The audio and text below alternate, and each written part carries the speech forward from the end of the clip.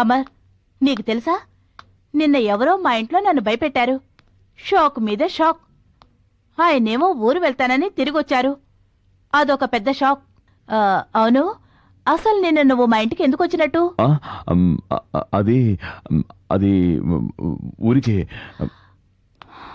ఆయనకి మన మీద అనుమానం వచ్చినట్టుంది.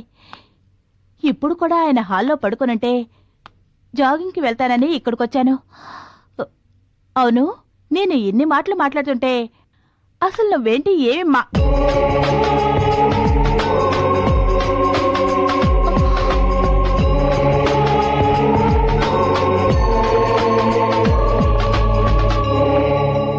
నిన్ను గుడ్డిగా ప్రేమించి నమ్మినందుకు గట్టిగానే గుణపాఠం చెప్పావు. ఊరకుక్కను తెచ్చి ఇంట్లో పెట్టుకుని ఎంత బాగా చూసుకున్నా ఊరి మీద పడి తిరగటం మానదు. ఛీ, నీకేం లోడ్ చేశాను చెప్పు. చెప్పవే, చెప్పమంటున్నానా? కమాన్, టెల్ మీ.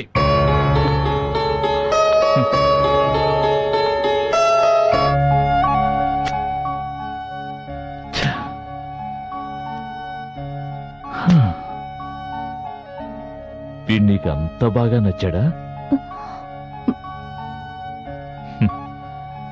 నాకే ద్రోహం తలపెట్టేంతగా నచ్చాడు కదూ?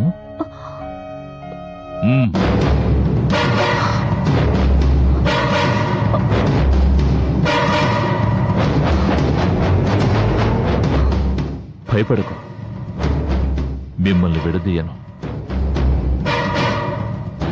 ఇద్దరూ కలిసే చావండి.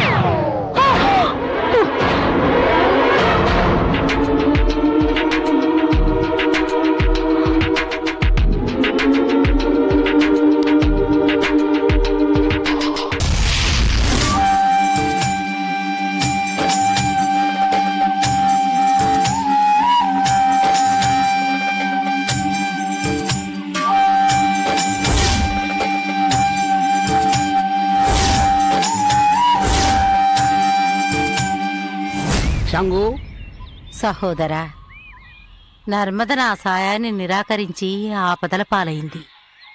భైరవి ద్వారా నర్మదని కాపాడినందుకు మీకు నా కృతజ్ఞతలు.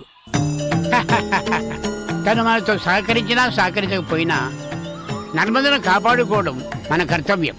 తండ్రి, మాంత్రికుని శిష్యుడు నర్మదని యక్షునికి బలి ఇచ్చి మన శక్తిని నిర్వీర్యం చేసి పూర్ణిమ ఆత్మని అపహరించాలి అనే పన్నాగంలో ఉన్నాడు.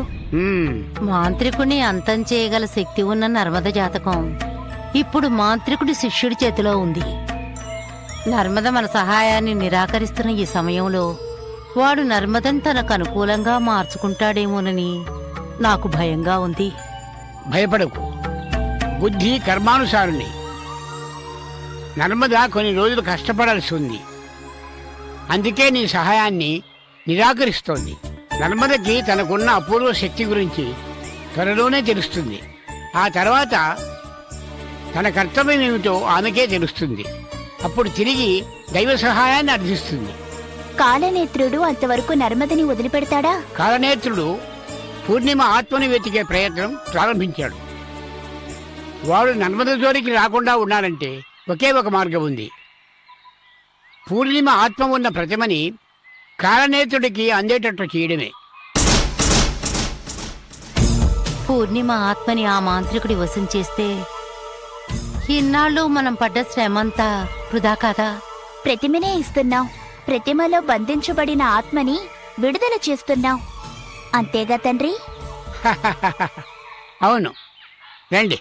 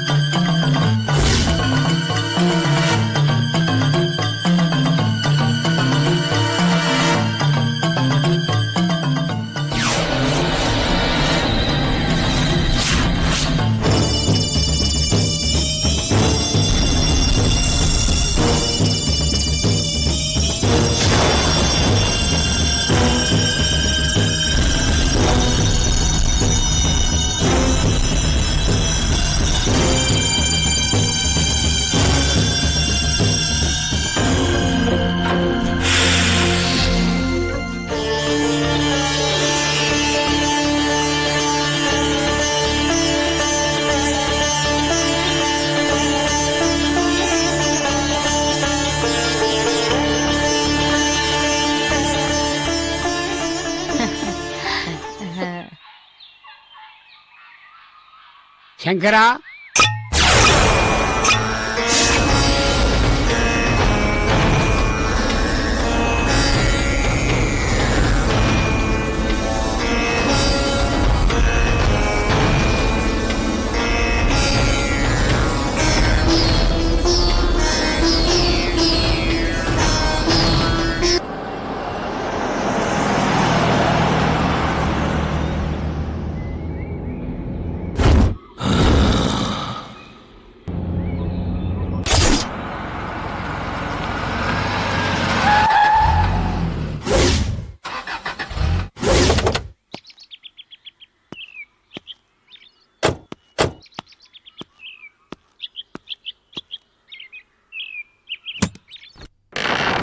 అంతం కాదు,